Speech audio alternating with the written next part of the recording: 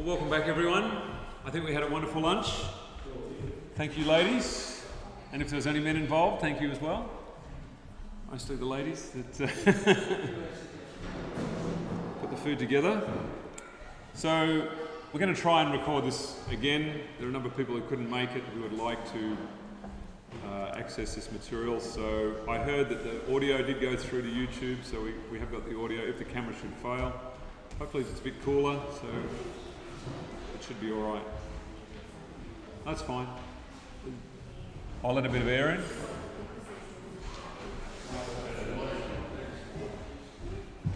Yeah, we'll see how we go. See how we go. So this afternoon, and we do have some chairs down here. If you come a bit closer, we can sort of talk a bit, dialogue a bit more. You want to come, hint, come down. Otherwise, I'll have to do Shane's suggestion that is go back up halfway down there and start speaking down there. So, well, that's a good step forward.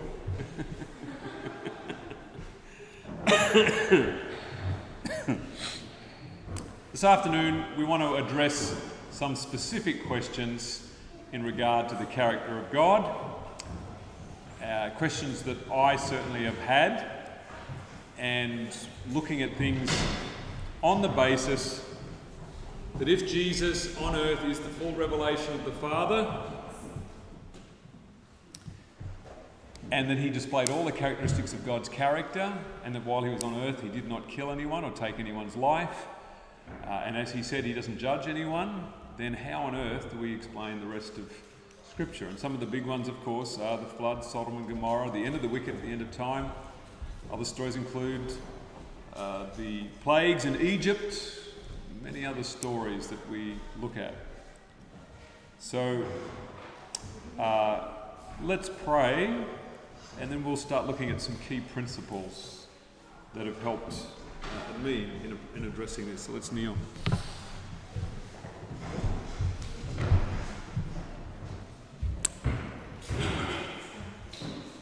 Father in heaven, we just thank you that we can open the Word of God together. We just pray for attentiveness. It's not easy on a Sabbath afternoon after a good lunch to stay awake, but we just pray that we can be engaged together and address questions that come to our minds regarding these subjects. And we just thank you in Jesus' name. Amen.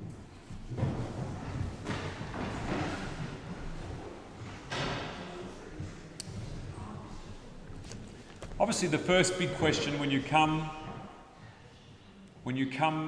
to the stories of the Bible, the story of the flood, is a really big question for people, because it says, well, you say God doesn't destroy people, but Genesis 6 verse 7 says, I will destroy them. So you saying he doesn't destroy, the Bible says he does, you're lying. That's a fair comment. So let's have a look at Genesis chapter 6, and in looking at this story, it will address some key points that will help with quite a number of other stories. But let's have a look at Genesis chapter 6, verse 7. Verse 6, it repented the Lord that he had made man on the earth, and it grieved him at his heart. Genesis 6:6. Can you see our Father is so grieved? So grieved. And the word repent there, what does that mean with reference to God? Does God repent? In the sense that humans repent? He's sorry. He's sorry that it's gone that way. And then to verse 7. And the Lord said, I will destroy man whom I have created from the face of the earth. Take the Bible as it reads. I will destroy man. Actually, in my Bible, which is a Strong's Bible, the word I isn't there, so it actually reads like the actual Hebrew words. And Jehovah said, destroy man created in the face of the earth. So it doesn't have the personalisation like the way that we have it. I studied Hebrew grammar some years ago, and in terms of personal pronouns and connections to I'm not certain. I can't give you a definitive answer on there. It's a reasonable thought you're raising there as to what's going on. People would say regardless, they would say, well, God is the sovereign of the universe, he's making the decisions, therefore he's taking responsibility. So we'll work with the I. So the first thing that we come across is, I will destroy man whom I have created. Now, can we suggest that it's reasonable for most people to assume that God will destroy man because man is wicked? Therefore, we understand. Now, but it's not only man who's being destroyed. What else and who else is being destroyed? All the life on the planet. All of the animals, all of the beasts, all of the insects, everything is being destroyed. So the question is, what sins did the animals commit to be worthy to be punished with death? Is that a fair question? Why do all the animals have to die?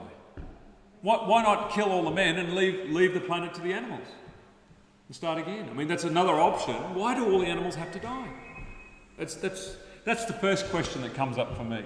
It's like, well, hang on. Okay, if man sinned and if you're killing people, well then kill the people, but why pick on the animals? That's a question you have to answer. Well, I would have to answer, and particularly animal rights activist people, they're going to be asking these questions, aren't they? Aren't we in favour of protecting animals and looking after animals? Yeah. So, next point as we go down, all the birds, but Noah found grace in the eyes of the Lord. Now, when you read that, Noah found grace in the eyes of the Lord, there's two ways you can read that. You can read that as God looked around and says, all right, I'll pick you. I'll let you live. Noah found grace in the eyes of the Lord. Or you can read it this way. Noah looked upon the character of God and he saw in his character grace. Noah found grace. As he looked into the eyes of the Lord, he found grace in the eyes of the Lord. Can you see how there's two different ways that you can read that? So verse 9 tells us of the three sons of Noah. Now verse 11. The earth also was corrupt before God, and the earth was filled with violence. When you read the word the earth, what are you thinking? What does the word earth mean there? Everything? The whole planet? We're not going there today. The earth also was corrupt. Now, the word corrupt there in verse 11 is exactly the same word as destroyed in verse 13. I think it's exactly the same word. But in any case, God is saying the whole earth, the whole systems of nature and everything, it's all corrupted. The whole system has fallen apart.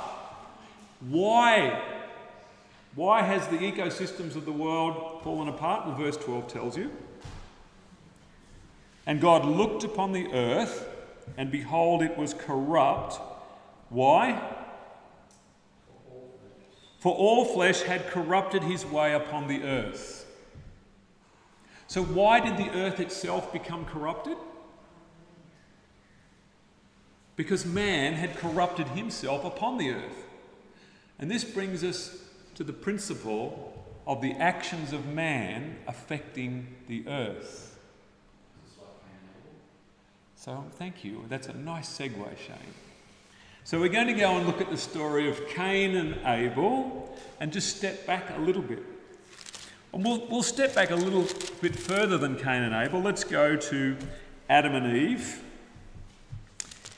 When Adam ate of the fruit of the tree, what happens to the earth? Verse 17, 3:17, and unto Adam he said, because thou hast hearkened unto the voice of thy wife, and hast eaten of the tree which I commanded thee, saying, thou shalt not eat of it, cursed is the ground.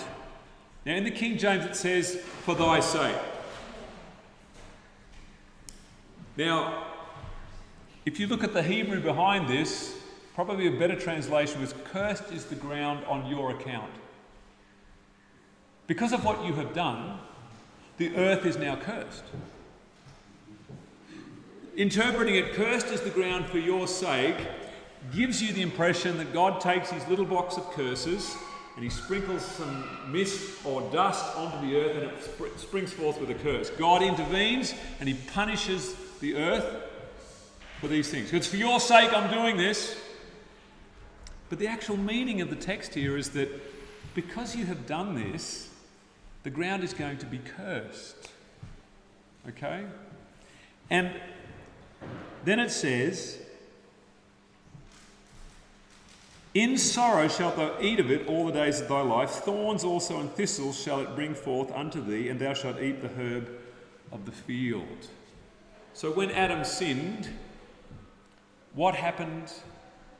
What happened to the trees? What happened to the flowers? What happened to the grass? Thistles, thorns, leaves started falling off trees. Why? Was God cutting them off? Was God destroying the leaves of the trees? No. There is a relationship between Adam and the earth. That his sinfulness affects the whole earth. Now, there is a statement in the book Education, I think, hopefully I can remember it. I don't have it with me. Education.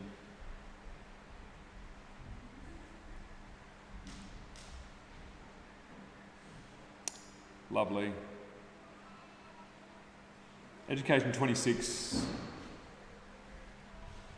It says, in drooping flower and falling leaf, Adam and his companion witnessed the first signs of decay. Vividly was brought to their minds the stern fact that every living thing must die.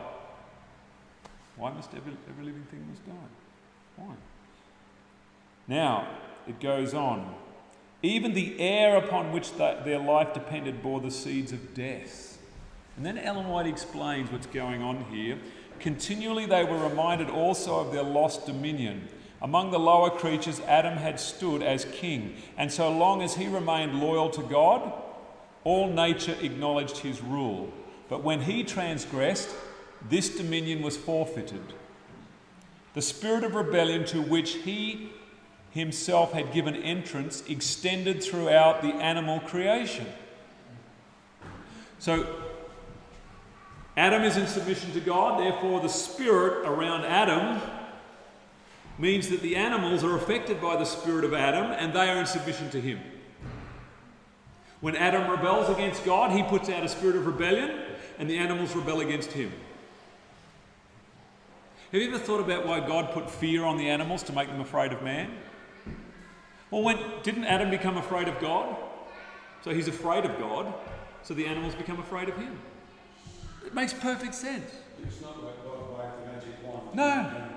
No, right, we're going to make you afraid of them. Bang.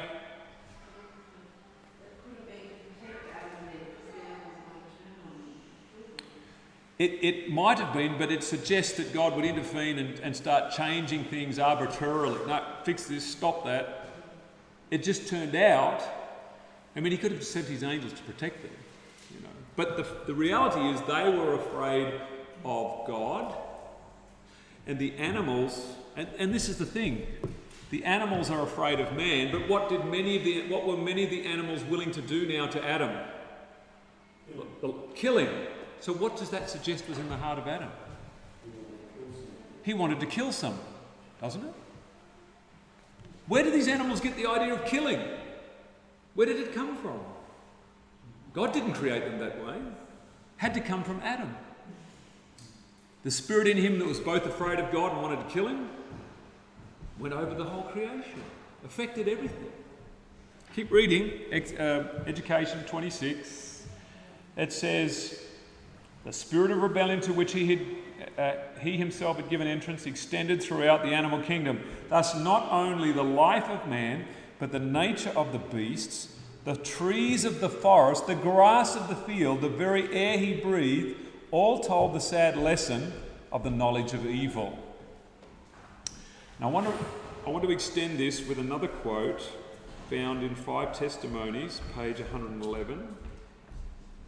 And it will explain to you how this happens. How does this happen? That there's an atmosphere around man that affects everything else. The other thing that we would point out is this. What was Adam made of? Dust of the earth. And he had dominion over the earth. God created a system that the whole earth was directly connected to the character of its leader, Adam.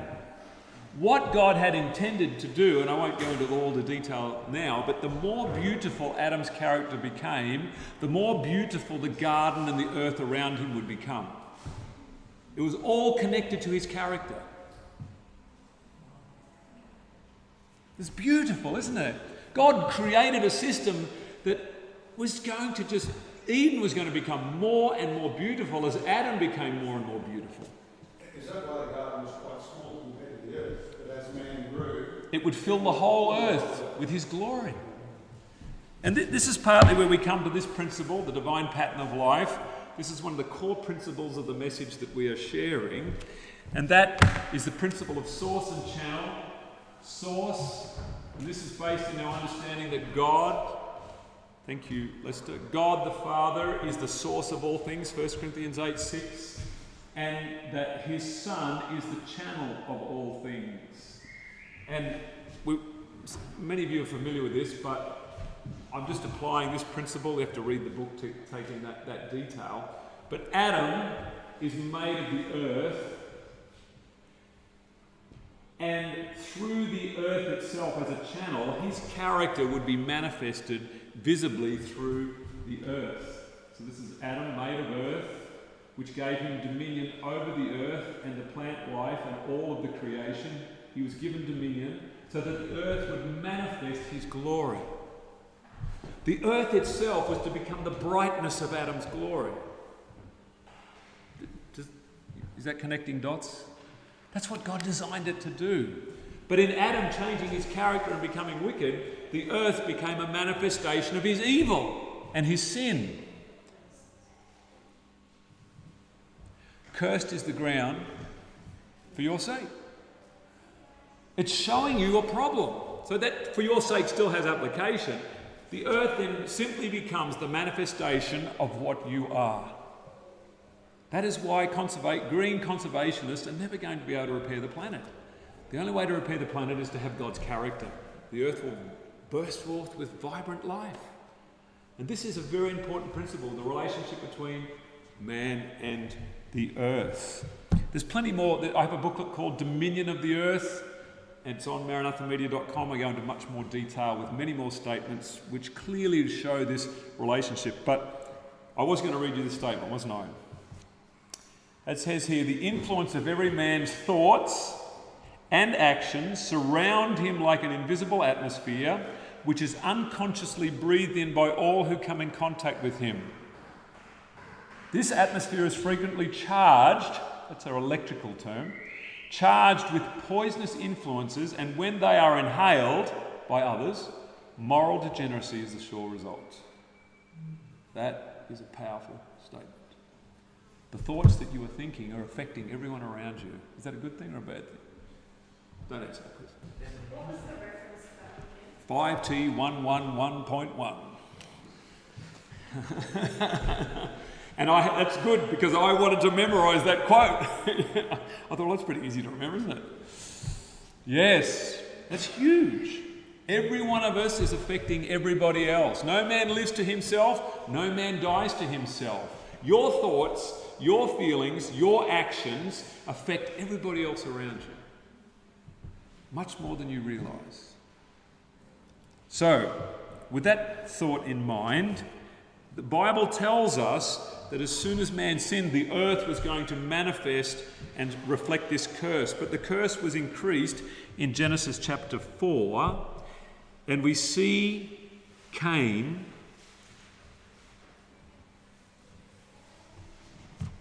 in verse 10, and he said, "What hast thou done?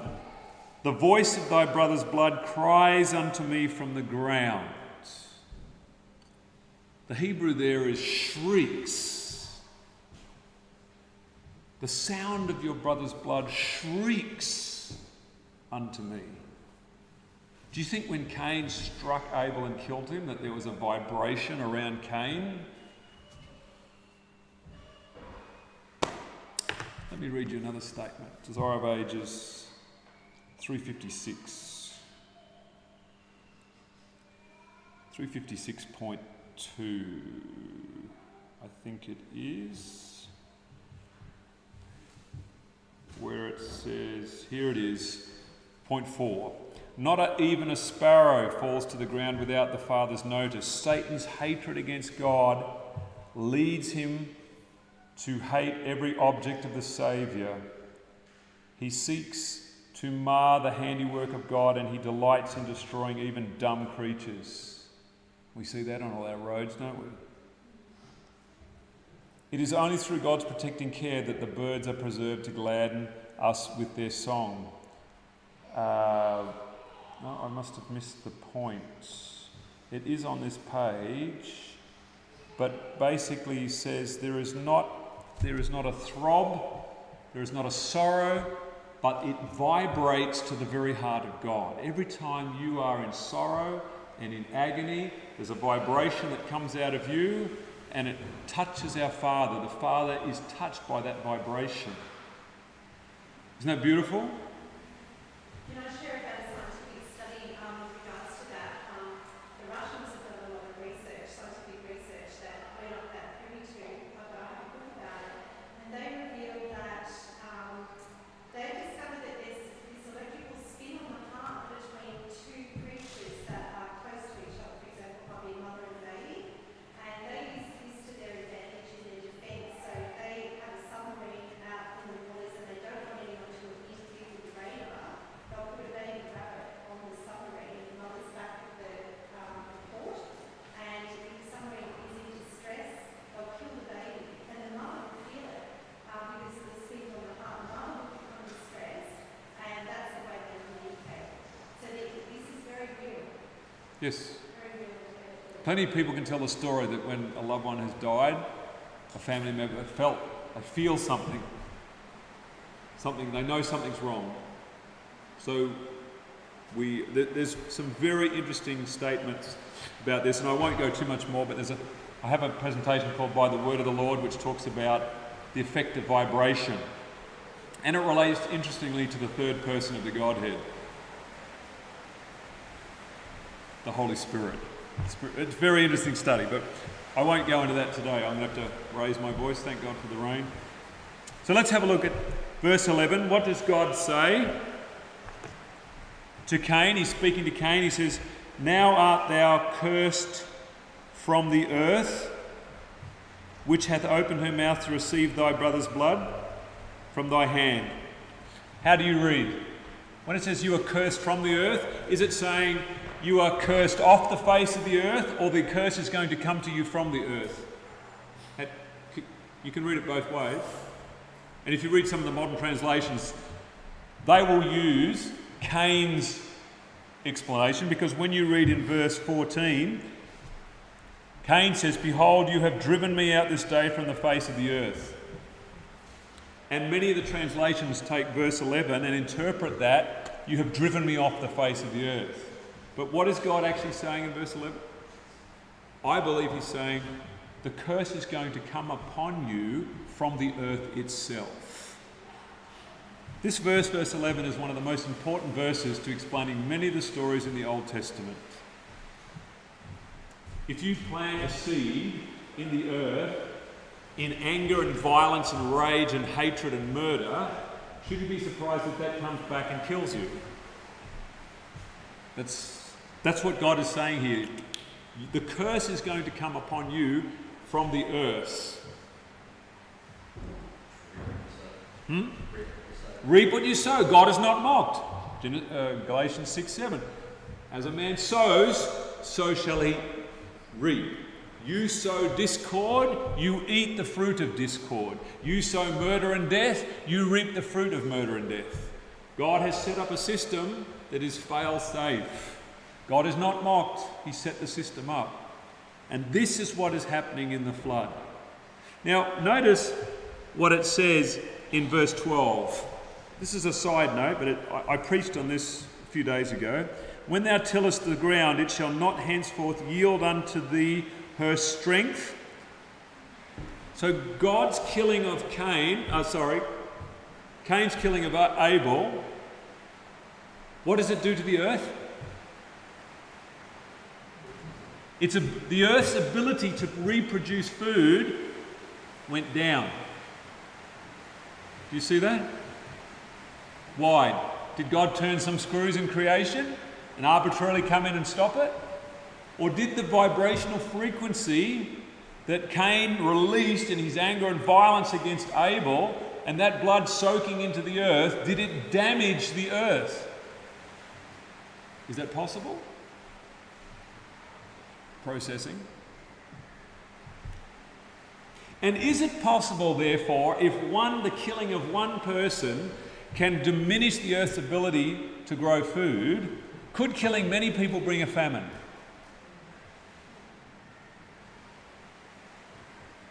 Is that a logical implication?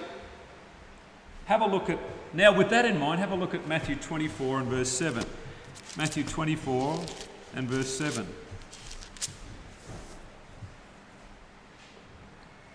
Now if you have a modern translation, you'll miss some of the points here again. I'm not saying they're all bad, sometimes they're good. Now, mine starts verse 4, nation. Have you got the word for there? We might substitute the word because. For nation shall rise against nation and kingdom against kingdom. And again we have this colon, which means that what comes next is a consequence of what we've just said. So if nation rises against nation, what happens when nations rise against nations? Lots of deaths, diminishing the earth's ability to produce food, which produces what? Famines, pestilences, earthquakes. Do you see the connection between the two? Does that make sense? It's just an extrapolation of what Cain did to Abel, that the earth is diminished when you kill people. The reason why we're in overdrive and why it's the only reason that it's green out there is because Jesus is upholding this earth. 115,000 abortions a day is absolutely massacred this planet. Nothing should be living right now. This is a miracle. You kill that many people every day. Do you think the killing of babies and abortions is affecting the earth? Do you think it's causing earthquakes and tremors? When a mother shudders when she realises what she's done or been made to do? Does that tremor affect the earth and cause it to tremor? Could there be such a connection between us and the earth?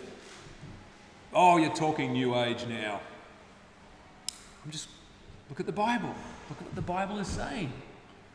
New Age is built upon the principle of immortality of the soul. Completely off. But, important principles. There was a famine in the days of David. I haven't got the text in my mind. Someone may look it up. It's in Samuel. And David inquires of the Lord, Lord, why is there a famine?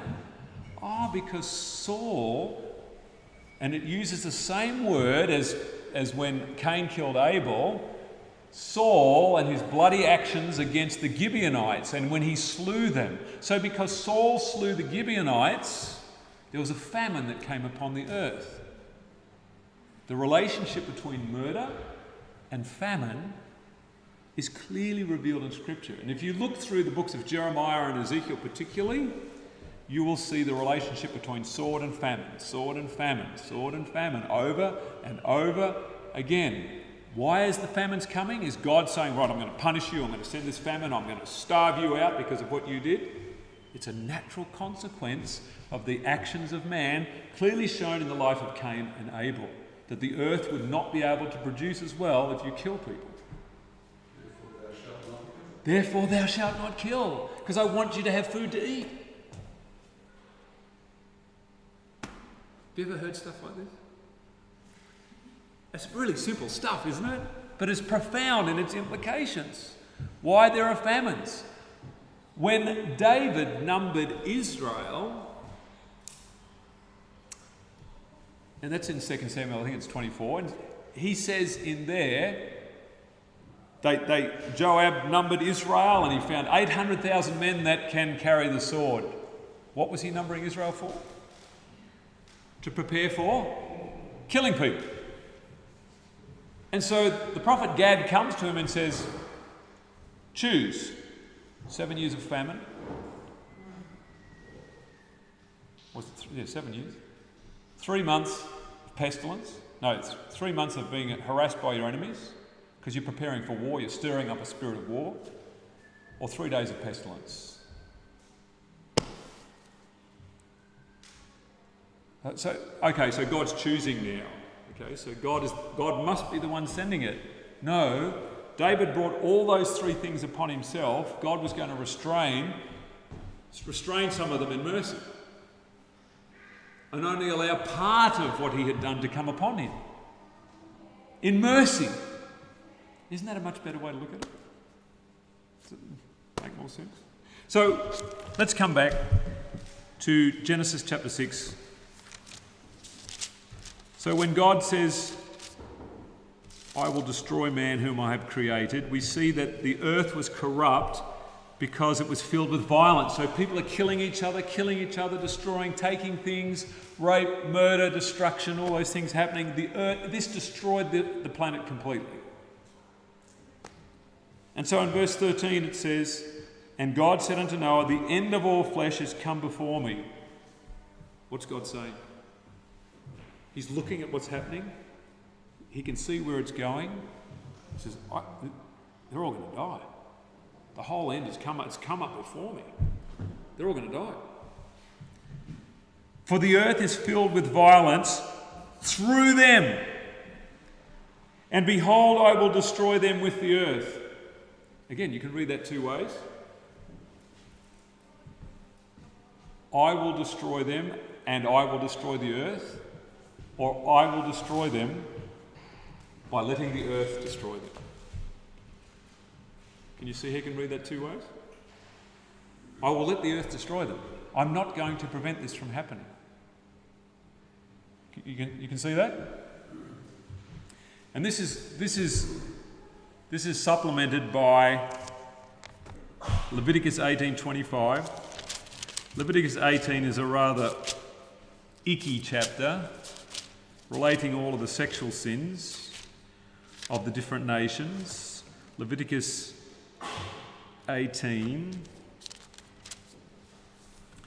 talks about adultery, talks about homosexuality, bestiality, pedophilia, all of these types of sins. And then when it comes down to verse 24, and it says that Egypt and Canaan were doing these things, okay? Verse 24, defile not yourselves in any of these things, for in all these things the nations are defiled. And what happens in verse 25? What's the earth going to do? It vomits out her inhabitants. Who's destroying them? The earth is destroying them. Why? Because they put into the earth selfishness, arrogance, pride, abominations. This affected the earth, and the earth vomited them out. You've seen that before? Vomit out, therefore the land is defiled. So the land is defiled by their defiling. Therefore I do visit the iniquity thereof upon it. Now that word visit comes straight out of the second commandment. I, the Lord thy God, become a jealous God, visiting the iniquities of the fathers. And the word visit typically means to oversee, to observe, to watch, to call to remembrance. That's what it means to visit. Visiting the iniquities thereof upon it, and the land itself vomiteth out her inhabitants.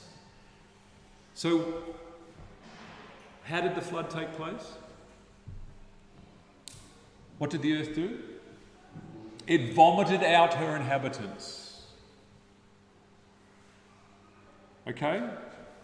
So there's a few other questions that we need to address, but let's have a look at Isaiah 24. Isaiah 24, verse 5 and 6.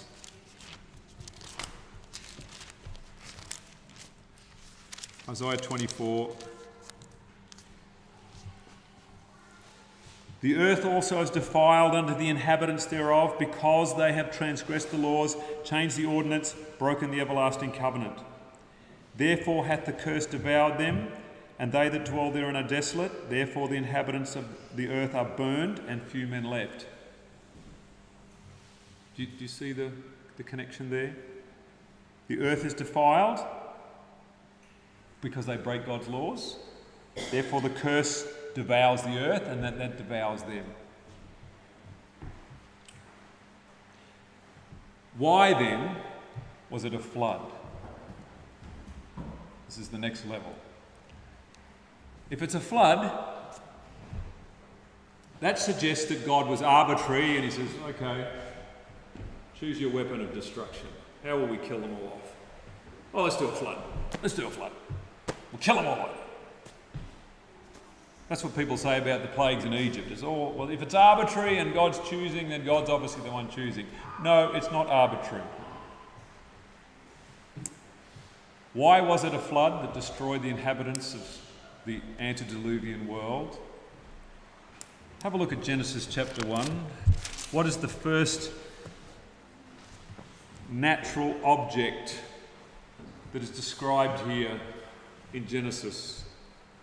Verse 2, the earth was without form and void, and darkness was upon the face of the deep, and the Spirit of God moved upon the face of the waters. If you study the history of the antediluvians, Sumerian culture, they had a supreme goddess called Namu. And Namu was the goddess of water. That's who they worshipped. Because if you take God out of the picture, the first natural element that's described is water. She was the great goddess from which all fertility and all productivity came from Namu. So they worshipped the goddess Namu, who was a goddess of water. And they're doing all these evil things. And do they know that what they're doing is evil? Do they know that? Let's read Romans chapter 1, last verse. Romans chapter 1. This is speaking of antediluvians. Romans chapter 1.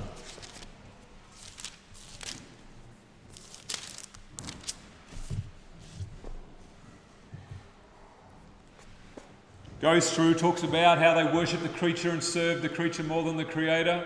Goes down, they gave themselves over to strange flesh. Men with men, women with women. And then what does it say at the end? Verse 32. Who knowing the judgment of God, that they which commit such things are worthy of what? Death. Did they know that what they were doing was wrong? Yes, they did. So, in all of their collective consciousness, they're all worshipping the goddess Namu. They know that they are worthy of death. So what was it that comes and destroys them? The goddess that they worshipped. Does that make sense? That's why the waters opened up. That's why the heavens opened up and everything collapsed in. All came out. Because that was the God that they worshipped. What is the God that we worship today? What does the God that most people worship today do to those that it wants to destroy? It burns them, doesn't it? God of Christianity, God of Islam, God of Judaism. This God burns and destroys people. So, in the end, why are everyone going to be burned and destroyed? Because that's what everyone believes. Because the effect of man over the earth. Do you believe that we have that much power? If 100 billion people are collectively thinking God's now going to burn me, 100 billion people, that resonance going out into the earth, do you think it could happen? Is it possible?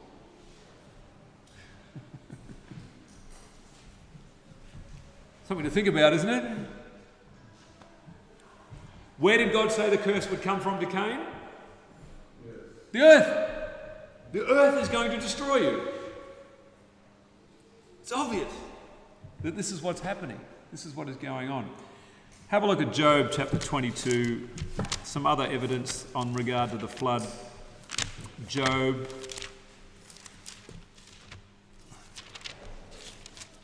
(22)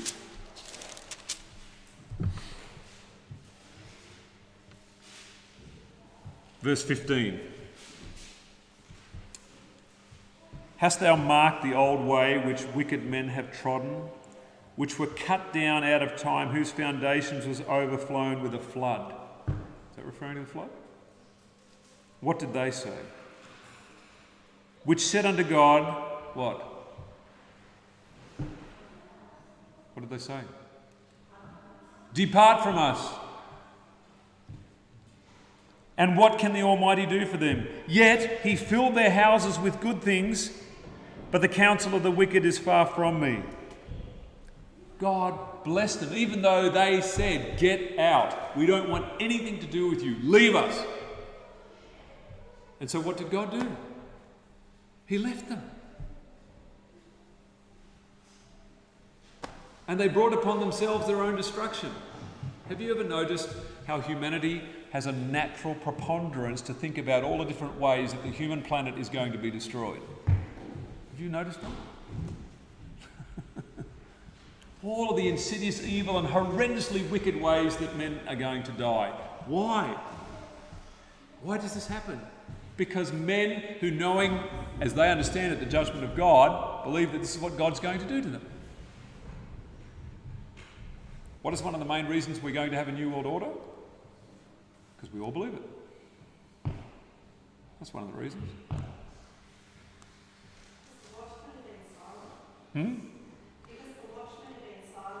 The watchmen have been silent. Well, you've got watchmen like Alex Jones. Okay, we're not talking about those watchmen. The big point we want to make here is that there is definitely a connection between the actions of man and what happens to the earth. And the very fact, for instance, it says in Patriarchs and Prophets, page 99, that Satan himself feared for his life in the flood. Aha, there's proof that Satan didn't do it. Of course he didn't do it. Man did it to himself. That says very clearly in the Bible that because of the wickedness of man, it corrupted the earth, it caused the whole heavens to fall in and everything to erupt, and he blew himself up. Satan himself feared for his life, didn't he? He's like a mad scientist in a laboratory working over the hearts of men and producing all these frequencies within them, and suddenly the whole thing blew up and he's like, my goodness, what have I done? And of course, who does he blame? Blames God. You destroyed them, you did this to them, how dare you take these people away from me? Perfect alibi, isn't it? Do you see the connection? Does that make sense? I mean, shouldn't we at least try to resolve some of these stories and try and reconcile them rather? Well, God just wiped out 30, 40 million people and all the animals and everything else and the whole planet, just boom, just wiped it all out. I mean, we should try. In an arbitrary act of... Arbitrary. He just decided, line in the sand, bang, there you go, wipe them out. But we try and present it like, well, God was, there's nothing else. He had to cut the cancer out, and this is the way it is, because they all had rabies. Well, it didn't work, did it? Because the cancer came back. It doesn't make any sense at all. It doesn't make any... And if we understand the flood this way,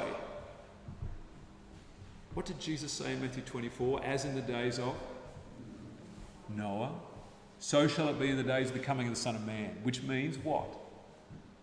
When every island and mountain is moved out of its place, why is it moved out of its place? Shall we go to another story that you'll find interesting?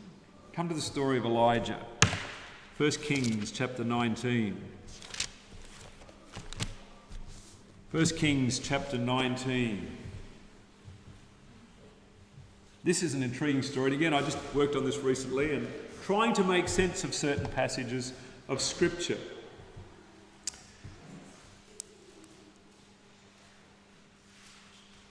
Now, Elijah has just won a great victory on Mount Carmel, hasn't he? How many prophets of Baal were slain? 450 prophets. The prophets of the grove were 400. They apparently didn't come down. Apparently. Only the prophets of Baal were seized. It says in the Spirit of Prophecy that Elijah told the people to seize the prophets of Baal, and with his own hand, Elijah slew 450 prophets of Baal with his own hand. Has it ever occurred to you that that could be really hard work? Have you ever tried to put a sword through a torso? I don't want to get grotesque, but that's hard work. 450 times. You have to be pretty worked up to do that. And look, there's a number of statements. I'm not going into this part of the story today. It says in Prophets and Kings that God wrought through Elijah for the destruction of the prophets of Baal. We need to come back to that part of the story a little bit later.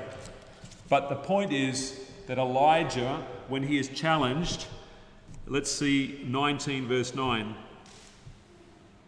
And we just want to mention this in passing. Elijah is fearless in the court of Ahab the king and before Jezebel. He fears no man, no woman. And after he kills the 450 prophets of Baal, what happens to Elijah? He gets afraid. Why? Just a woman.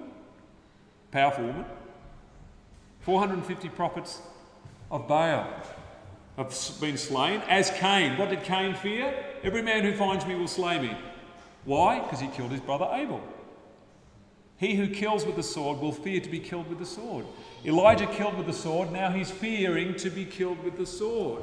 Is that the reward that God gives Elijah for doing apparently a great victory? He makes him afraid of Jezebel, so he runs away. That's odd. So he runs to Mount Sinai, runs a long way, and the angel comes and he's fed, and on the food that he ate, he could go for 40 days. I wouldn't mind some of that food. He comes unto Horeb, which is Mount Sinai, which is verse 8. Then verse 9, and he came thither unto a cave and lodged there, and behold, the word of the Lord came to him and said unto him, What doest thou here, Elijah? And verse 10, and he said, and notice what he says, I have been very jealous for the Lord God of hosts. Jealous. That's an interesting word. Jealous. Who else was jealous? God? When God's people become idolatrous, you shall not bow down yourself nor serve them, for I, the Lord thy God. Now there's a little word in there that says am. If you look at that closely, it's a supplied word. I, the Lord thy God, become a jealous God, visiting the iniquities of the fathers upon the children unto the third and fourth generation. Now, when Elijah is saying he's jealous, he's using the similar word to what God uses. He's being used in a way that God visits the iniquities of the fathers upon the children under the third and fourth generation, which means Elijah is being used in a way to punish sin with sin. But let's continue to this part of the story. I have been very jealous for the Lord God of hosts, for the children of Israel have forsaken the covenant, thrown down thine altars, and slain the prophets with what? With the sword. Why does he mention that? Maybe he's got memories of what happened to some of God's people. And I, even I only am left, and they seek to take away my life.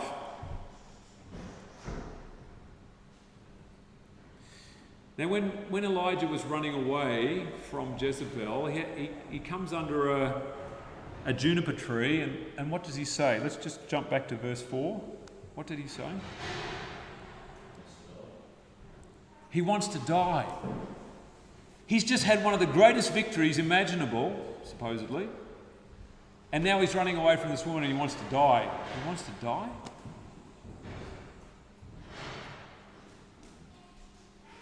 And then what does he say?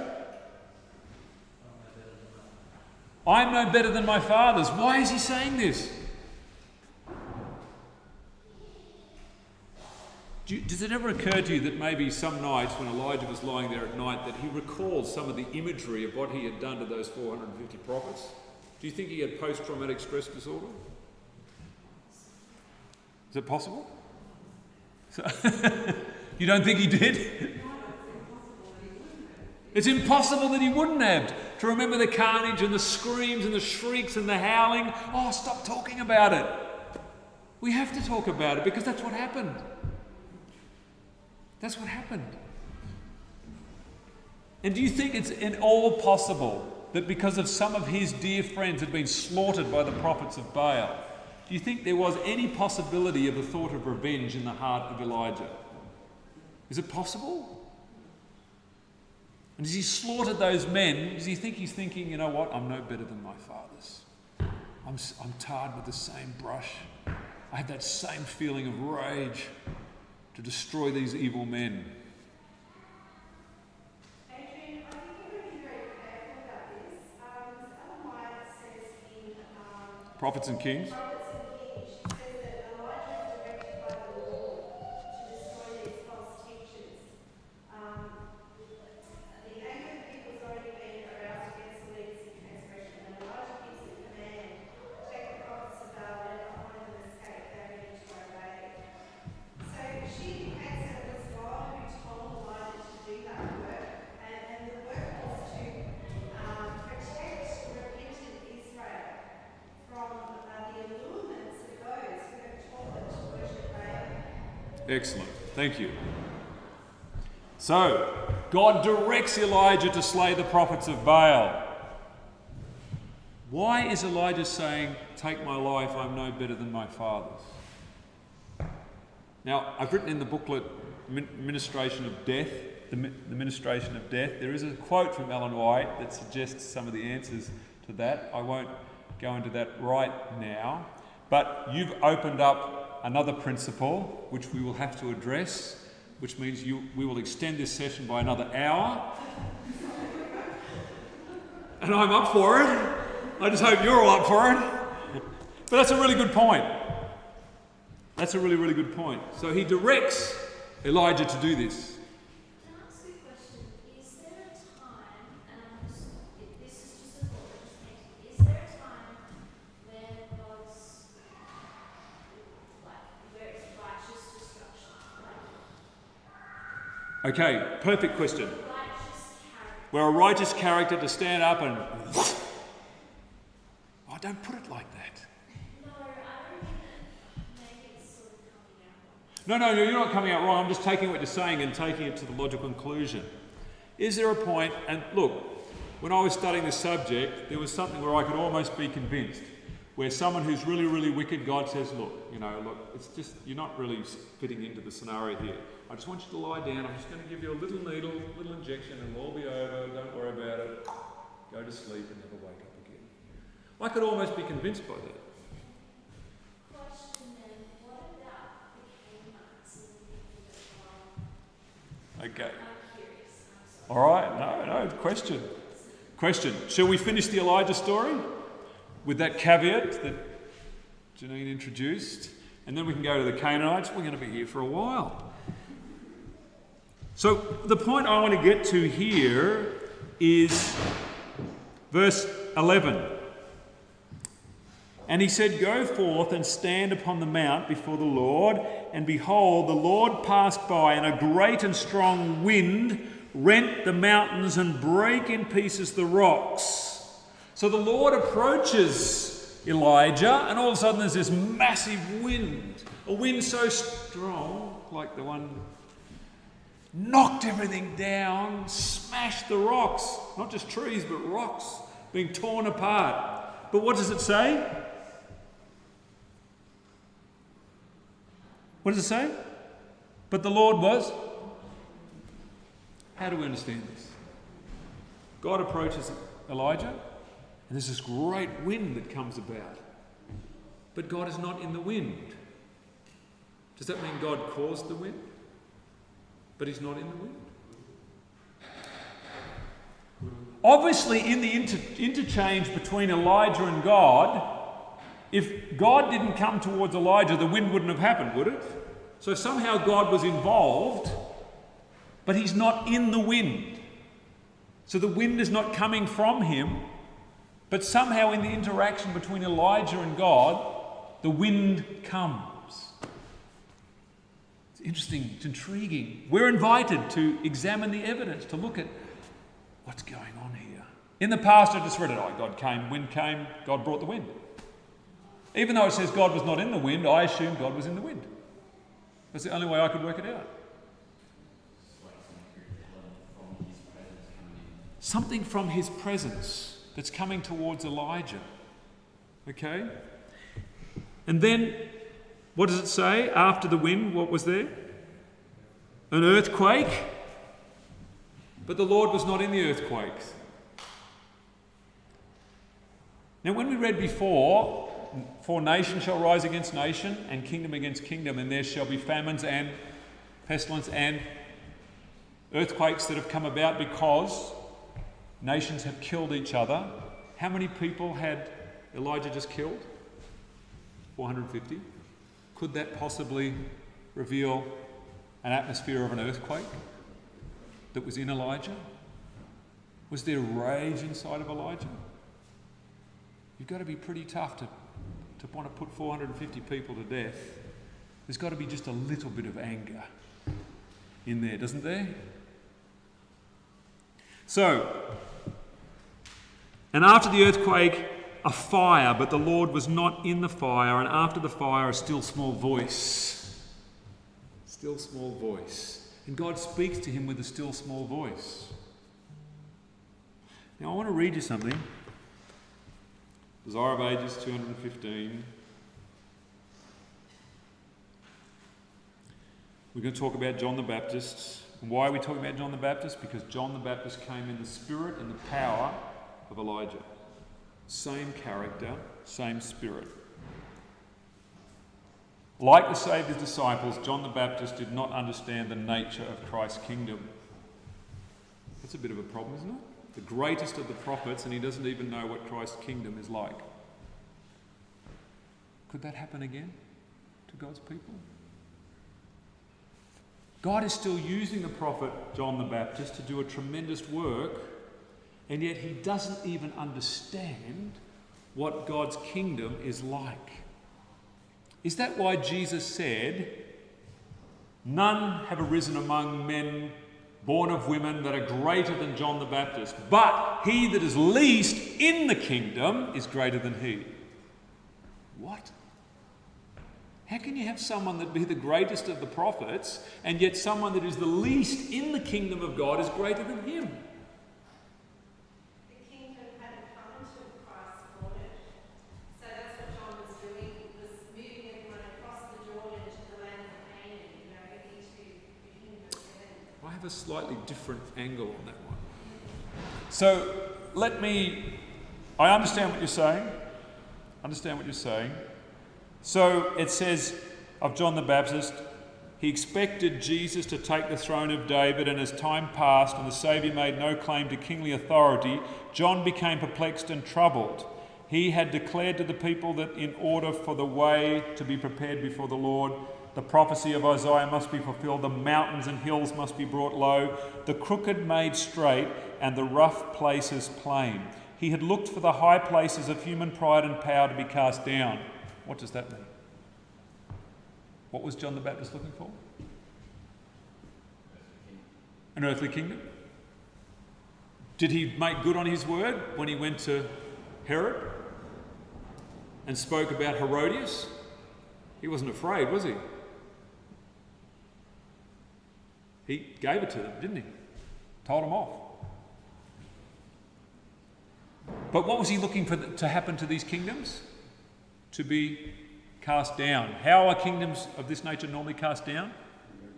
Remove the king.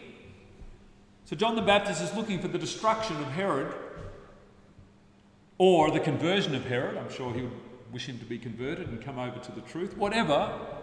But to be cast down is to be destroyed. This is what he looked for.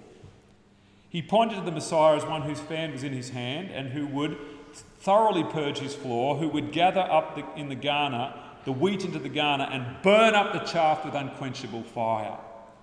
And it's for that reason I'm suggesting to you that he looked for God to burn up the chaff with unquenchable fire, is why he didn't understand the kingdom of God, and that he that is least in the kingdom of God was greater than he, because he didn't understand God's character. That's why. And we see that 2 pages over, Desire of Ages 217, 217.2. It says, the works of Christ not only declared him to be the Messiah, but showed in what manner his kingdom was to be established. To John was opened the same truth that had come to Elijah in the desert, when a great and strong wind rent the mountains and brake in pieces the rocks before the Lord. But the Lord was not in the wind. And after the wind, an earthquake, but the Lord was not in the earthquake. And after the earthquake, a fire, but the Lord was not in the fire. And after the fire, God spoke to the prophet by a still small voice. So Jesus was to do his work not with the clash of arms and the overturning of thrones and kingdoms, but through speaking to the hearts of men by a life of mercy and self-sacrifice. So if he's saying not by the clash of arms and the overturning of kingdoms, that's what both Elijah and John the Baptist were looking for, and that's why they were not in the kingdom of God. They were pointing to the kingdom of God. They were pointing to Christ as the Messiah. But they themselves, until the very end, were not in that kingdom. In its practice, in its manifestation, in its selflessness, mercy, and love. It says here that John the Baptist, suddenly he gets it.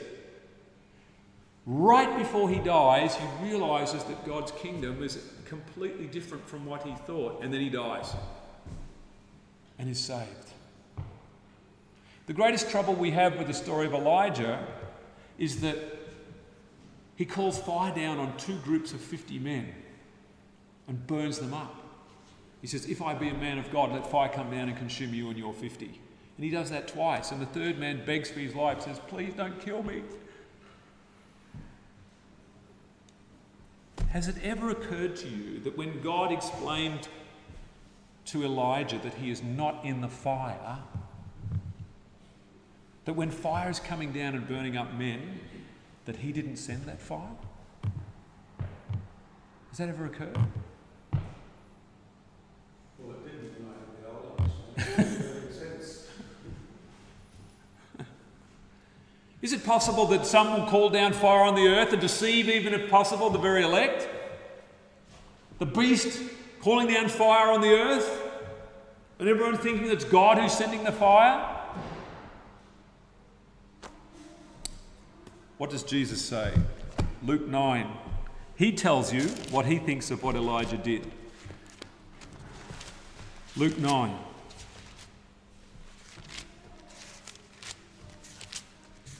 A lot of people get upset at this point. They say, you're destroying the holiness of the prophet of God. No, I'm saying what the Bible says. Elijah was a man subject to like passions, like we are. That's what I'm saying. Luke 9, what does it say in verse 54? And when the disciples James and John saw this, they said, Lord, wilt thou that we command fire come down from heaven and consume them, even as Elijah did? Now, the disciples are not referring to the story of Mount Carmel, are they? They're referring to the story in 2 Kings chapter 1 where men were consumed. Shall we call down fire down on these men and consume them, even as Elijah did? What does Jesus say? But he turned and rebuked them and said, Ye know not what manner of spirit ye are of. Spirit is character, isn't it? You don't know what type of character you're of. What does he say? For the Son of Man is not come to destroy men's lives, but to save them. Did Jesus just rebuke the actions of Elijah the prophet?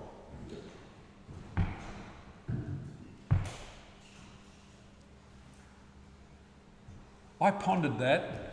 If you ponder that for a few days or a few weeks, that's what I did. I was like, oh, I don't know about that. I'm just putting it to you. Compare Scripture with Scripture. He says, you don't know what manner of spirit you are of. As in, that's not my character. I don't do those types of things. I don't destroy men's lives. What a shock. It's such a shock that all of the modern translations of the Bible do not include this passage of Scripture. They take it out because they cannot stomach such a merciful and loving God as what we proclaim to you. You don't know what manner of spirit you are of. Now, what I'm suggesting to you is that John the Baptist reveals to us the character of Elijah. Just before John the Baptist dies, he gets a revelation of the truth of God's character. He repents and is saved. The reason why Elijah is transported to heaven is not as a superhuman prophet, but as a sinner that had been filled with thoughts of murder, death, and destruction, and God freely forgave him for all of those things and took him straight to heaven. Do you know what that does for me? That gives me hope that I can be saved. If Elijah can go to heaven after doing all those things,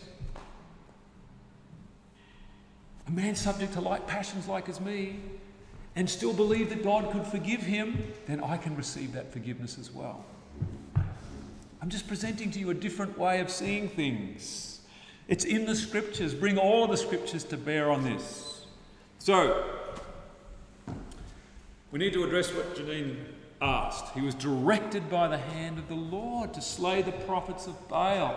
This brings us to one of the most difficult things to understand about the commandments of God. So, it's going to take a little bit of time to address this. And Jenny did ask me if we could look at the mirror.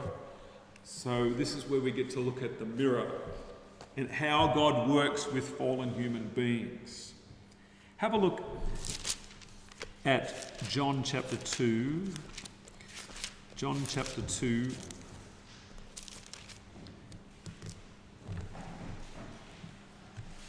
Verse 18. Here's some principles of the mirror. Some introductory, some 101 elements of how God works with us. Then answered the Jews and said unto him, what sign showest thou unto us, seeing that thou doest these things? Jesus answered and said unto them, destroy this temple, and in 3 days I will raise it up. Now, every time I had read this verse previously, I inserted a word in there that wasn't there. And the word is, if you destroy this temple, I will raise it up in 3 days. That's not in the text. The text in the Greek is imperative, which means he is commanding them to destroy the temple. It's a command. Do you understand what I'm saying? Destroy this temple, and in 3 days I will raise it up. Jesus is commanding them to destroy him. That's what he's saying. It's in the Greek. Look up the tense. Imperative. Command. Do it. Why is he saying this? Why would he speak like this? Destroy this temple. In 3 days, I will raise it up. I want to read to you from, and I was sharing this with some of you before, Christ Object Lessons, page 263. As a young Adventist minister, there was one time dealing with some evangelical Christians, and I'm trying to talk to them about the doctrine of the falseness of the immortality of the soul and the eternally burning hell. And they take me to Luke chapter 16, and they show me the parable of the rich man and Lazarus, and prove to me the doctrine of hell, of an eternally burning hell, based on the parable of the rich man and Lazarus. And I just distinctly remember saying to myself, Lord Jesus, why did you say that?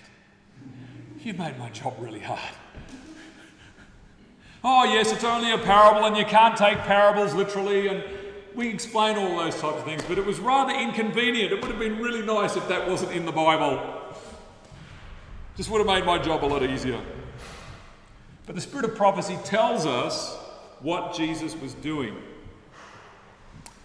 In this parable, Christ Object Lessons 263.2, in this parable, Christ was meeting the people on their own ground. The doctrine of a conscious state of existence between death and the resurrection was held by many of those who were listening to Christ's words. The Saviour knew their ideas, and he framed his parable so as to inculcate important truths through these preconceived opinions. Ellen White uses the word preconceived opinion. What's another word that we would use? What you understand. I suppose I'm getting more directly to, they believe in the doctrine of the immortality of the soul. They believe that people go to and they burn in hell. What would we call those teachings? Error. Jesus is teaching truth through error. Ellen White's very careful not to say that. Preconceived opinions. It's very diplomatic. Which were error. Jesus is teaching truth through their wrong understanding. Okay? And then she says, Then she says this. He framed his parable so as to inculcate important truths through these preconceived opinions. He held up before his hearers a mirror wherein they might see themselves in their true relation to God. There's the mirror. Take their preconceived opinions, their false understandings, their false idea, feed it back to them in order to cause their sin to abound, to teach them important truths. Has it ever occurred to you, and this is just another point, that after 1896, when the Adventist Church rejected the truth of 1888, suddenly Ellen White starts expressing these interesting terms like the three living persons of the heavenly trio, the three great powers of heaven. All these three statements start appearing. Has it ever occurred to you that this could be partly a mirror, reflecting what Adventism had chosen, the path they'd chosen to go down? And so through these preconceived opinions, God teaches us truth. Just thought I'd put that out there. This is what was happening with, what we were talking about earlier in the day about Judas, when he's telling that Yeshua told the Pharisees to destroy this temple. Yes. When he said to Judas, what you do quickly. The other disciples, they heard, go and hit Paul, because that was what was in their hearts. Whereas Judas heard, go and betray me. So God speaks in a way that each man has the room to understand what they would understand. One of the best examples of this that I like to share is Matthew 15, 22 to 28, where Jesus speaks to the woman who said, please heal my daughter. Let's just briefly look at that text.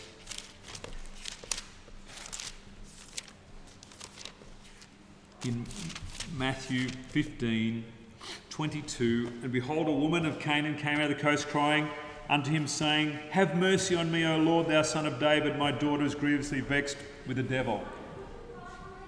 If your daughter came to you crying, pleading with you, Daddy, please help me, what would you do? Would you be silent? Why was Jesus silent? What does it say? But he answered her not a word. How hard do you think it was for Jesus to not say anything to his daughter? That was hard. But why was he doing this? What does it say next? And his disciples came and besought him, saying, send her away, for she cries out after us. They were hiding their racial hatred of this person.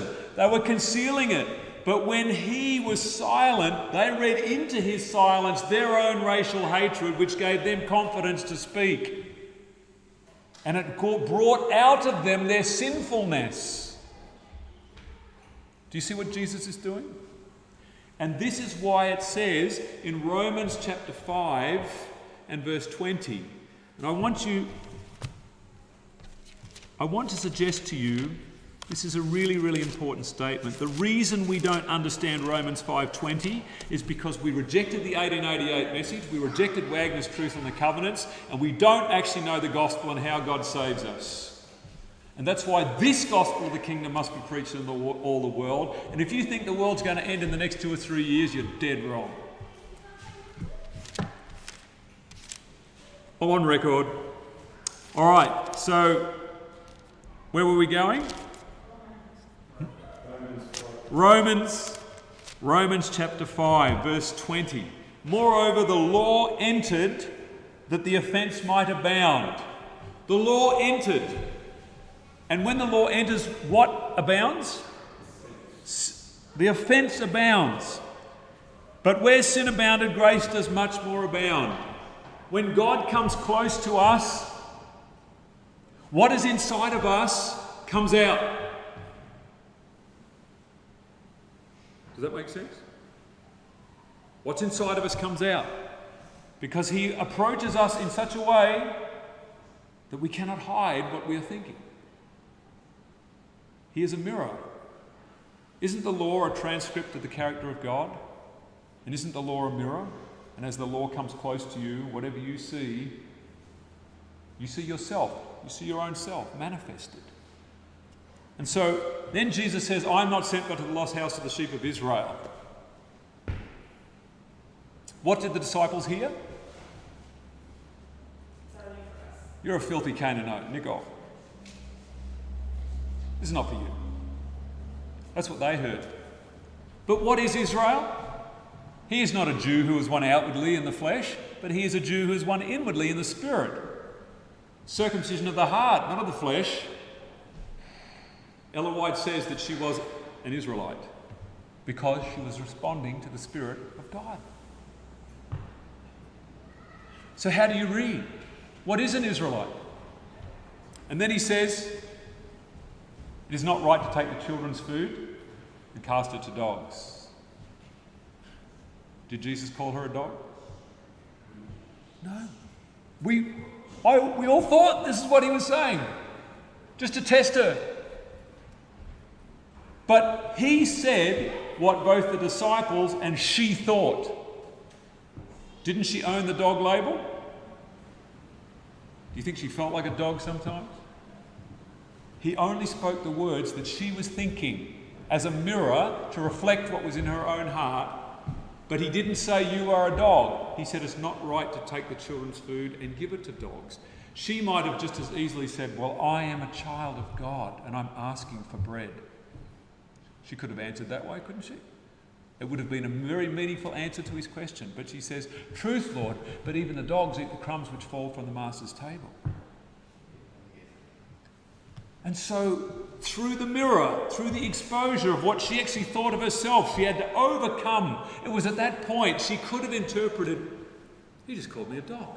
You just called me a dog.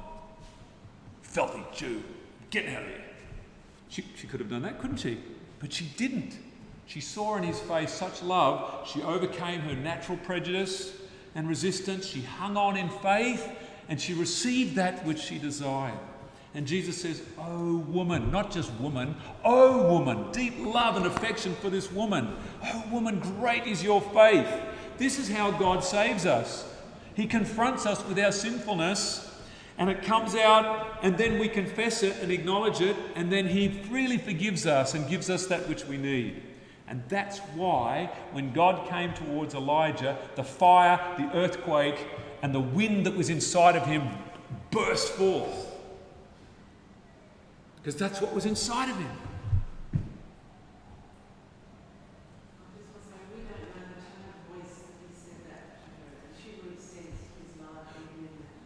And Ella White says that. It's not right to take the children's food and cast it to dogs. What do you think? What am I saying? She could see the love in his face. It was for the disciples, but also for her. She was being tested in that process. It would be hard. So, why did God direct Elijah to slay the prophets of Baal? Because moreover the law entered to cause the offence to abound. This is a hard concept for us to grasp. God was trying to save Elijah. Elijah had murderous thoughts in his heart towards the prophets of Baal. Understandable. I don't think I'd be any different. But God, in wanting to save Elijah, had to confront him with what was in his own heart. And so he causes sin to abound. He mirrors back to Elijah what is in his heart to bring it out of him. This is really important to understand what's going on. Otherwise, we have to deal with many, many other stories in the Bible. If John the Baptist came in the power and the spirit of Elijah, and John the Baptist did not understand the character of Christ's kingdom, doesn't that suggest that Elijah didn't understand the character of Christ's kingdom? Is it getting too late in the afternoon? Am I making any sense at all? Am I prattling away?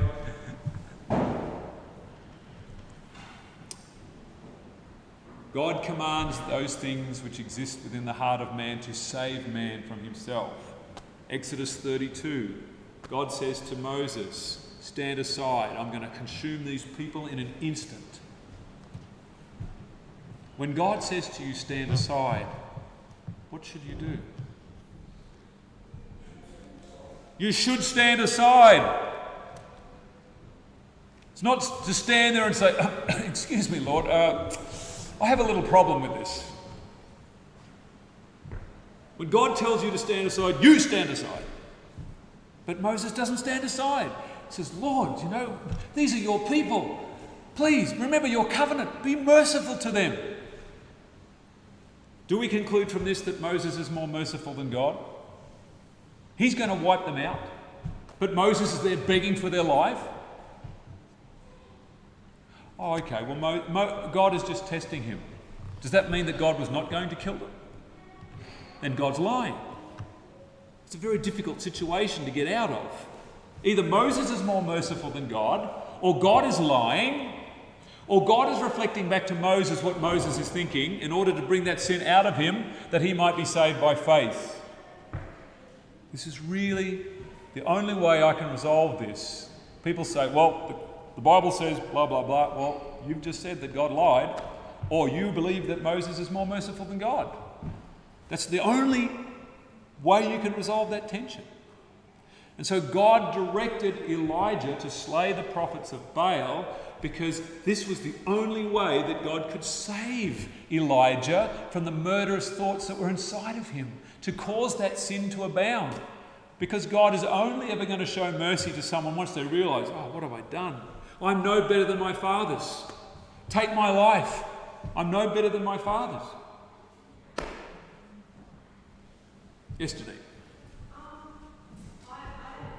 sorry, I'm really having a lot of trouble seeing that. It's not what Ellen says in Penthouse and Providence. So she says, I'll just read what she says.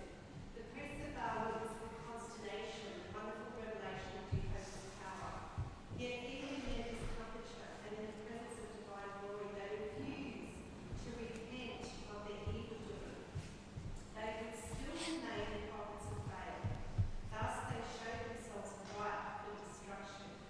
That repentant, so the reason why God does it, she says, that repentant Israel may be protected from the allurements of those who have taught them to worship Baal. Elijah is directed by the Lord to destroy these false prophets. So she doesn't say it's for Elijah's benefit, so that Elijah is saved. She says it's so that Israel is saved from these false prophets. So I find that same reasoning used by Ananias at times in Israel's history, when, for example, there was the rebellion by Korah and so on. It was to put a stop on evil to save the rest of the people. What are your thoughts on that? Well, we could go to the story of Ananias and Sapphira, couldn't we? When they dropped dead. And God worked through that situation to tell people this is not a good idea. What was the result of that? What came upon the church? Great fear. Is that a good thing or a bad thing? Well, it was respect, I think. It was respect. Are you sure? I don't know. Great fear came upon them. If we do this, God's going to kill us. That means if perfect love casts out fear and great fear comes upon the church, what's going on? What's happening? Now, in the Old Covenant, when you're in the Old Covenant, God has to work through this process to bring you to a better position of understanding. But if we take the idea that God wanted those prophets dead and he cheered Elijah on while he was hacking them to death and ripping their heads off, that presents to me a very interesting picture of God's character. A very interesting picture of God's character.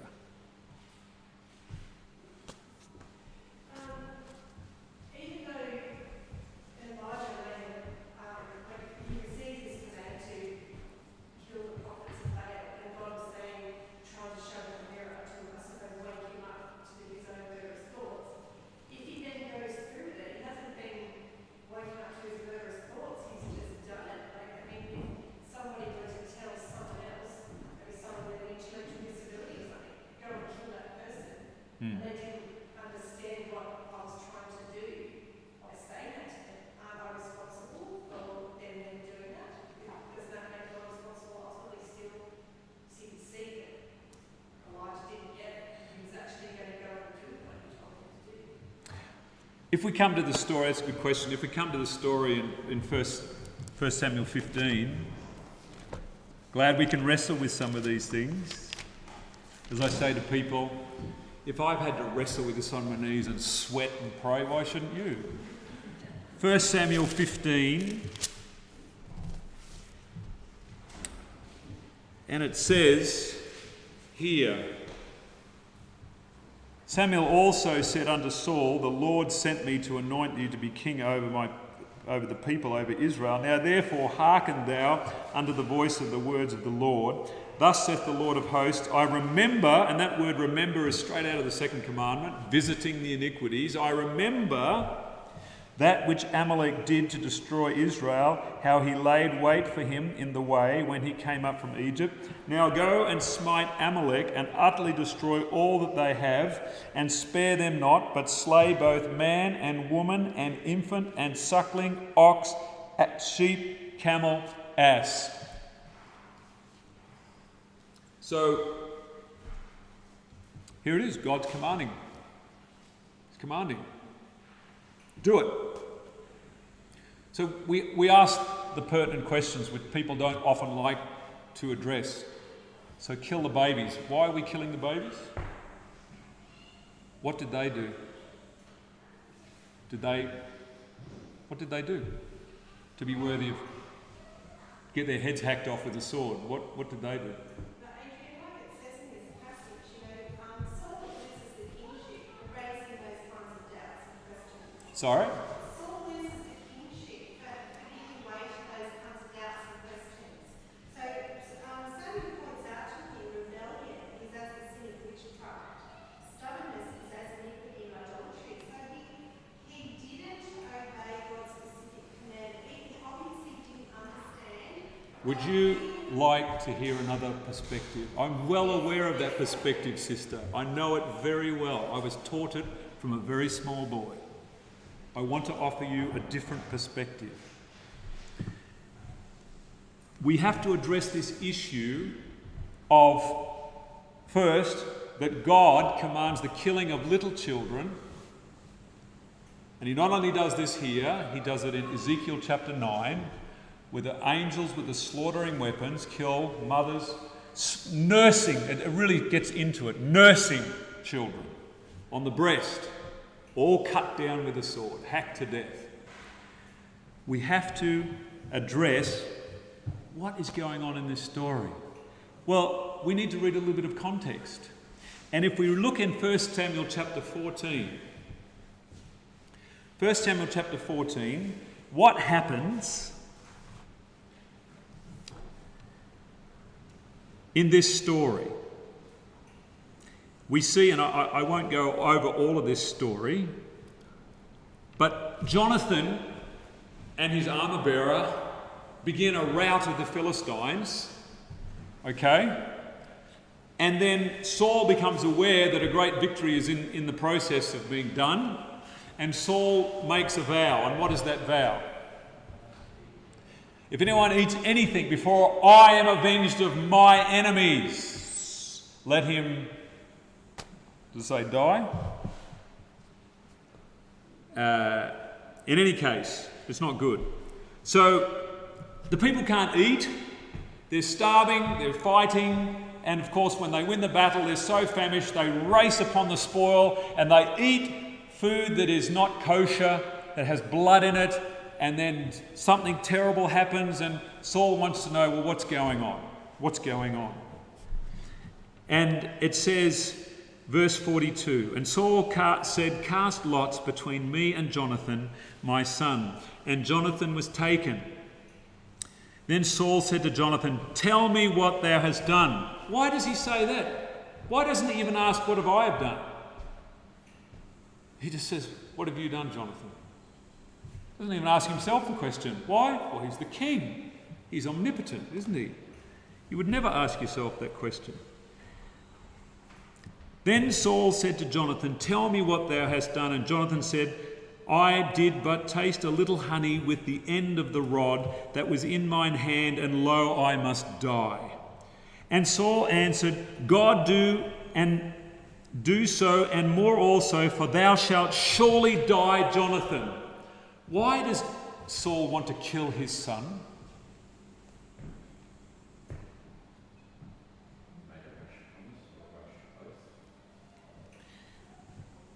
We know that Saul had this problem with David.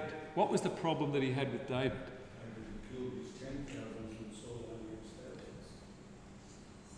He was jealous of David because David looked to be a better warrior than himself.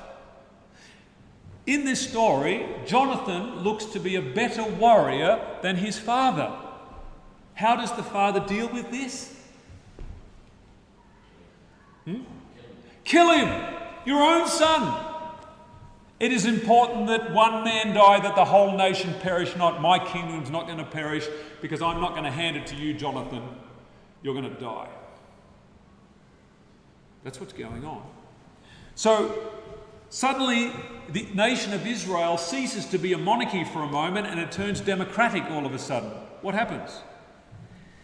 And the people said unto Saul, shall Jonathan die, who hath wrought this great salvation in Israel? God forbid, as the Lord liveth, there shall not one hair of his head fall to the ground, for he hath wrought with God this day. So the people rescued Jonathan, that he died not. So, has Saul secured his throne by this rash action? No, he's made it even more insecure. So how does Saul react? Verse 46 says that he went home. Then 47, so Saul took the kingdom over Israel and fought against all his enemies on every side, against Moab, against the children of Ammon, against Edom, and against the kings of Zobar, and against the Philistines, and wherever he turned himself, he vexed them. Why was he doing this? Why did he go out in a rage trying to kill a bunch of people?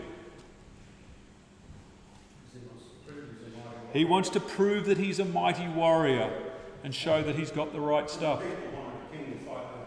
They wanted a king, so he's out. This is his political campaign. Go out and kill a bunch of people and do this. Verse 48, and he gathered an host and smote the Amalekites and delivered Israel out of their hands and of them that spoiled them. Now I want you to notice that Saul had already taken the decision to slaughter all these nations, and that included the Amalekites. It was a decision that he had made himself to do this. And if you read the Spirit of Prophecy very carefully, it says these words, added to his own authority was the words of the prophet. Go, verse 15, and do all these things. Saul had already purposed to do these things. He had already decided he was going to do this. This was a man filled with rage, willing to murder his own son to protect his throne. We have one problem with this being a righteous slaying, and that is, he that is without sin, let him cast the first stone. Saul was not the man to execute any kind of judgment. He was not a man free of sin. He was a sinner. He was willing to murder his own son to protect his throne. God was desperately trying to reach Saul, and he had already decided this. And so God causes Saul's sin to abound by sending him the prophet to apparently confirm what he had already decided himself. So that when the command comes, slay men, women, children, this is what he was thinking in his heart. If he had any tenderness in his heart, he would have said, Lord, I can't slay the children. Surely you wouldn't ask me to slay the children.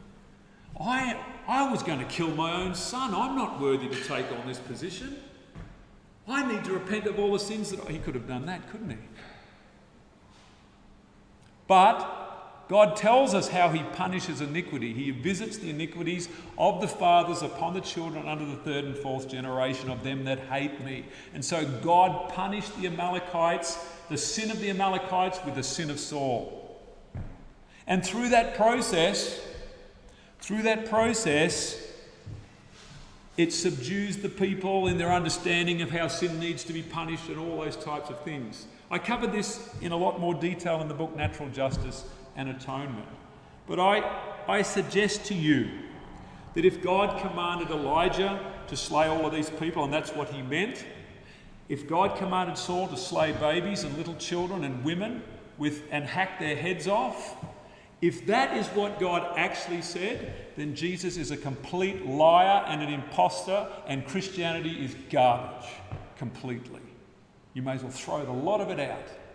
Because Jesus said, if you've seen me, you've seen the Father. But he's lying.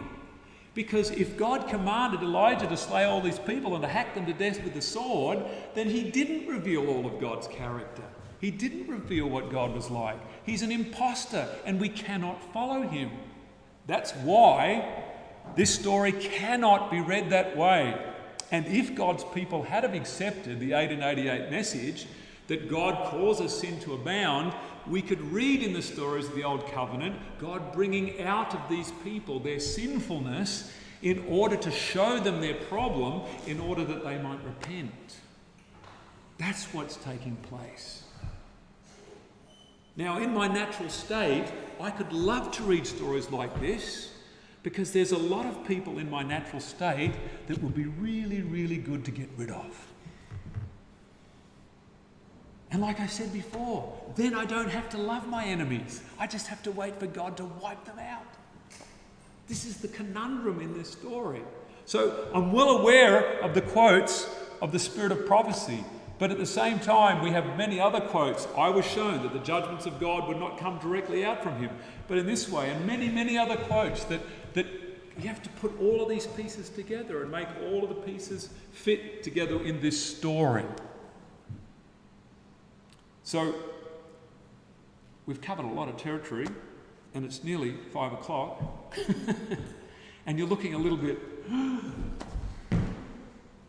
But at the end of the day, you have to do your own research. As I said, I've written a lot more on these things coming from many, many other different angles. But this is one of the principles that I try to follow. When you're reading about God in the Bible, when God looks like Jesus, then you're seeing God's character. When God doesn't look like Jesus, God is reflecting back to you your own sinful characters. That's how the two covenants work. Saul was not qualified to slay anyone because he was not without sin. He was just about to murder his own son. So he was not qualified. He was with great sin, a horrible sin. And then God turns around and says, okay, you're going to be my man to wipe out the Amalekites. Not so. Not so. He was reflecting back to him. Now, if you read the Young's Living Translation in chapter 15, what it actually says is, you have slain. It says it in the past tense. You have slain the Amalekites. You have done this. You have already done this. So God is telling Saul what he had already planned to do. Look at the Young's Living Translation.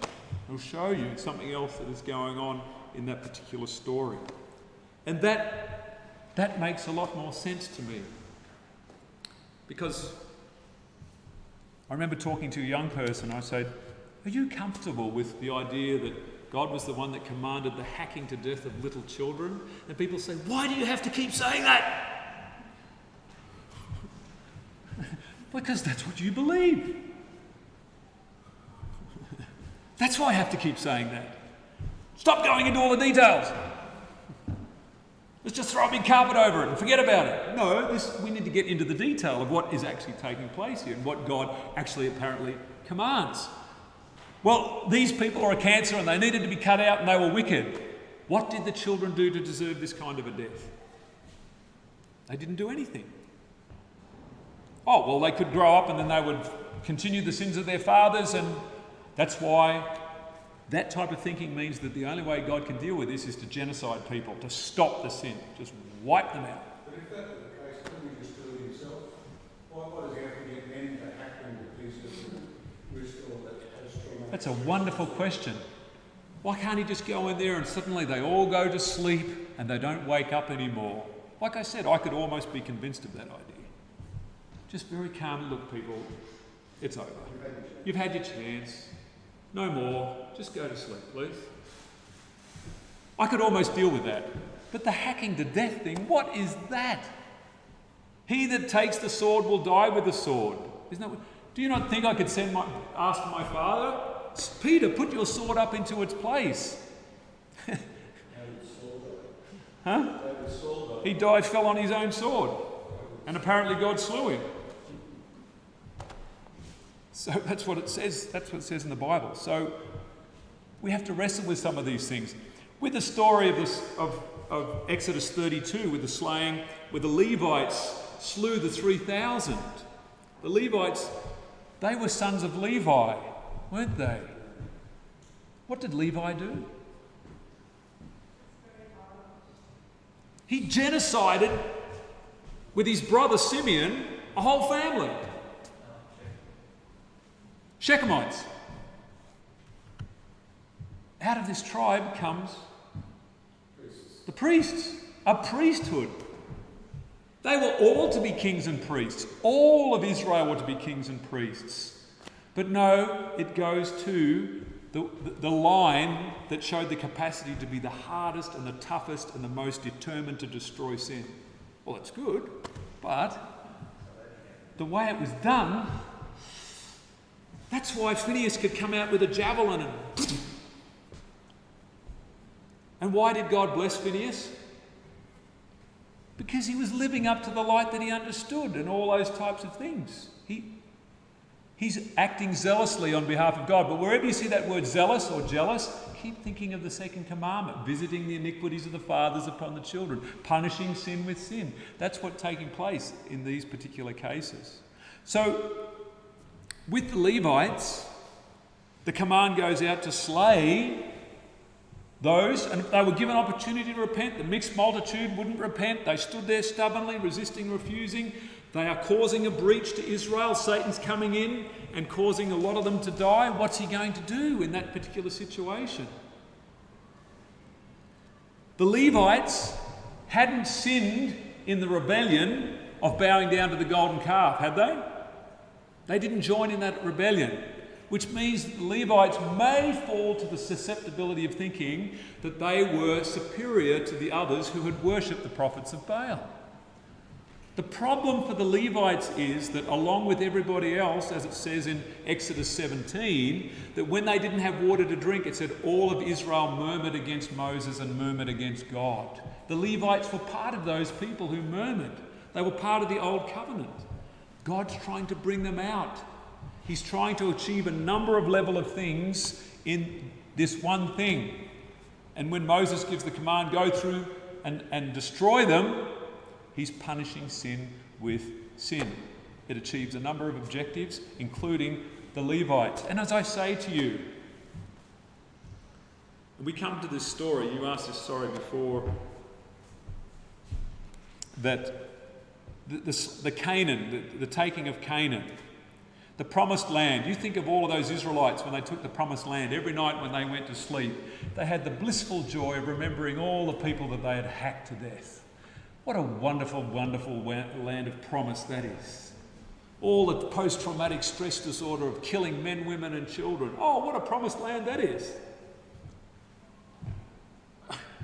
That's absurd. That's completely absurd. And so the Levites having to hack to death, we say, us who've never killed any person, we say, well, God commanded it.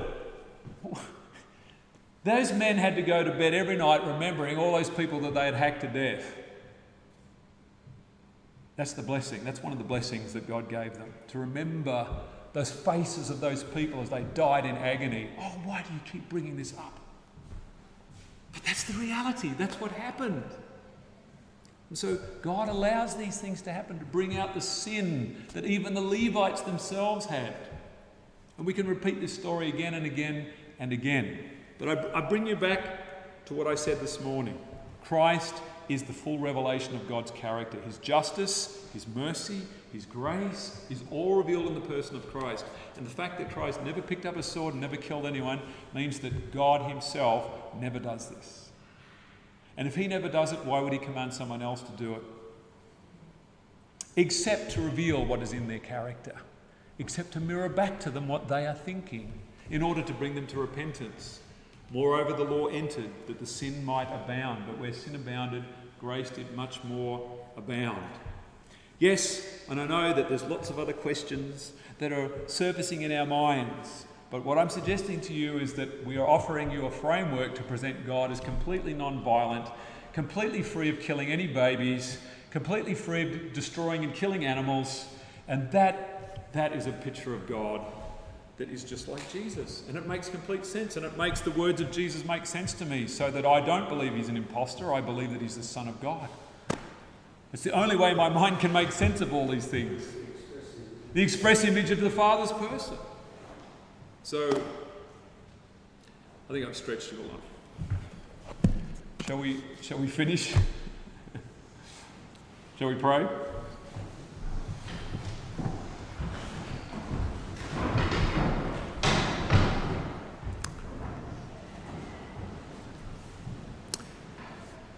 Father in heaven, I thank You for the opportunity to open the Scriptures. I pray that we would go back to our Bibles to see whether these things are so. To compare Scripture with Scripture, to take all of the Scripture evidence, all of the spirit of prophecy, line it all up together and see whether, Father, You are just like Your Son. Jesus, as You said that the Father was just like You when You were here on earth. Help us to put all the pieces together to make sense of these things. And I just pray for my brothers and sisters here and those listening online. Please help us to study all of the evidence and to unmask all the lurking thought processes that may be hidden in there, because this involves our understanding of the seal of God. Are You truly merciful, gracious, long-suffering, and abounding in goodness and truth? I know there's more questions to answer about the destruction of the wicked, destruction of Satan. Help us to study these things carefully. We've written lots about these subjects. There's many, many sermons and videos on these things. I pray that we'll study them and look at them, and I thank You in Jesus' name. Amen.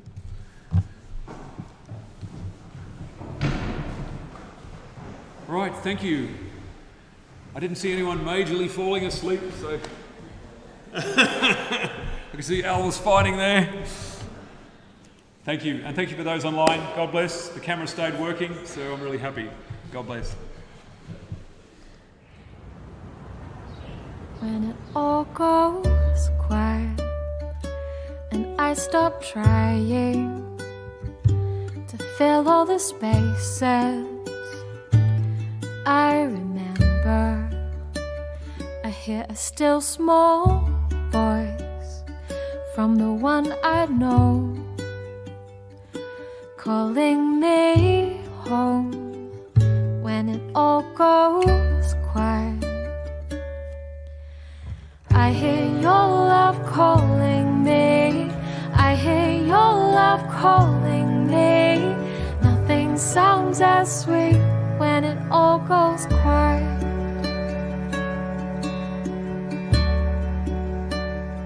When it all goes quiet, You remind me nothing separates us, apart from when I turn away, 'cause I am Your child.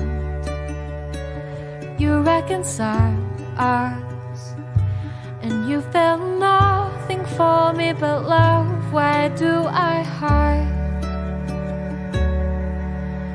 I hear Your love calling me.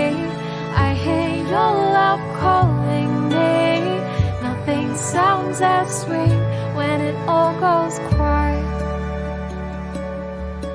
And I've been lonely 'cause I forgot you and who you really are. You're not like me, love never failing. You're just waiting, always hoping that I'd remember, that I would hear you. Well, I hear your love calling me. I hear your love calling me. Nothing sounds as sweet when it all goes quiet. I hear your love calling me. I hear your love calling me.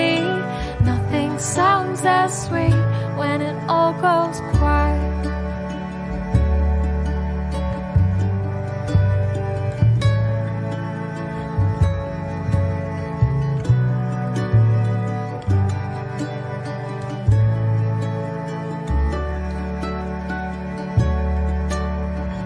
I hear your love calling me.